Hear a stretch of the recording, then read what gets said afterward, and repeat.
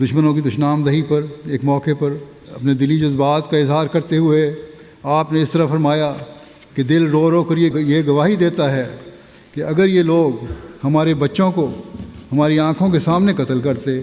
اور ہمارے جانی اور دلی عزیزوں کو جو دنیا کے عزیز ہیں ٹکڑے ٹکڑے کر ڈالتے اور ہمیں بڑی ذلت سے جان سے مارتے اور ہمارے تمام اموال پر قبضہ کر لیتے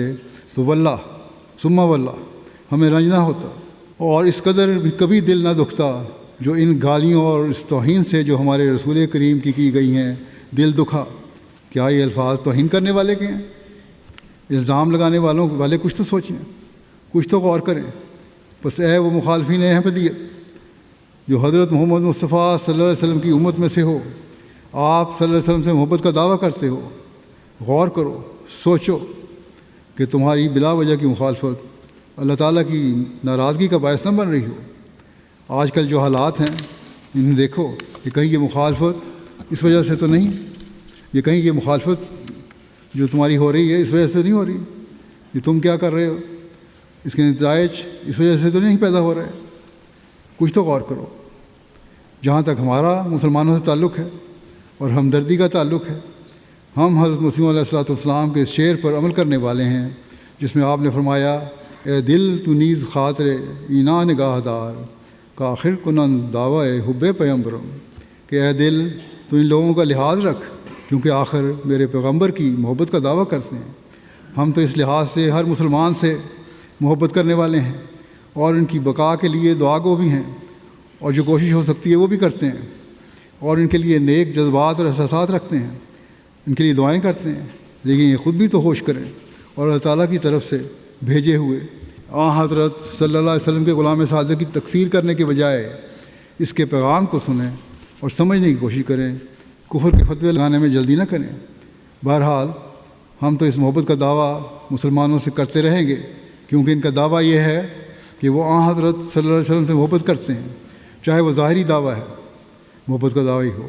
اللہ تعالیٰ مسلمان امت کو عقل اور شعور دے اور وہ بلا وجہ کی مخالفت سے باز آئیں، سوچیں کہ کیا اللہ تعالیٰ ان سے پوچھے گا نہیں کہ تم نے بغیر تحقیق کے مخالفت کی، کیونکہ اکثریت تو صرف بغیر تحقیق کے مولوی کے کہنے پر مخالفت کرتے ہیں اور مولوی جو ہے وہ بھی پڑھنا نہیں چاہتا، غور نہیں کرنا چاہتا۔ اگر غور کرتے پھر اگر دیکھتے کہ اس دعویٰ کرنے والے کے کسی کلام میں توہین رسالت ہے اور اس غور کے بعد اگر کلام سمجھ نہ آتا تو پھر صرف مخالفت نہیں شروع کر دیتے، پھر بھی انہوں کو چاہیے تھا پھر احمدیوں سے پوچھتے۔ اس کے بعد پھر اگر تمہیں نظر آتا کہ سب باتیں ناجائز ہیں اور قرآن و حدیث اور شریعت اور حضرت رسول اللہ علیہ وسلم کے ارشادات کے منافی ہیں تو مخالفت کا حق رکھتے تھے۔ لیکن کیا تم نے ہمارا دل چیر کر دیکھا ہے؟ تم نے کہ ہمارے دلوں میں حضرت رسول اللہ علیہ وسلم کی عشق و محبت ہے کہ نہیں ہے اور کس حد تک ہے اور کس حد تک بھرا ہوا ہے؟ کیا تم نے دیکھا ہے کہ ہم آپ کی آخری شریعت پر کس حد تک ایمان لانے والے ہیں؟ کیا تم نے دیکھا ہے کہ ہم قرآن کریم کے ہر حکم پر عمل کرنے کی کوشش کرنے والے ہیں اور اس پر یقین اور ایمان رکھنے والے ہیں؟ کیا تم نے دیکھا ہے کہ ہم اللہ تعالیٰ کی توحید کو دنیا میں قائم کرنے کی ہر ممکن کوشش کرنے والے ہیں؟ بس کچھ تو غور کرو، کچھ تو غور کرو۔ اللہ تعالیٰ مسلمانوں کو عقل دے کہ یہ اس طرح سوچیں اور ہمیں بھی توفیق دے کہ ہم یہ حب پیغمبری کا دعویٰ اپنے ہر عمل سے ثابت کریں جن باتوں کی حضرت مسیح علیہ الصلوۃ والسلام نے وضاحت فرمائی ہے اور بہت جگہ وضاحت فرمائی ہے، اس کے علاوہ بھی اس پر غور کریں اور سوچیں اور اپنے عشق و محبت رسول اللہ صلی اللہ علیہ وسلم کے لیے جو عشق و محبت ہے اس میں بڑھتے چلے جائیں۔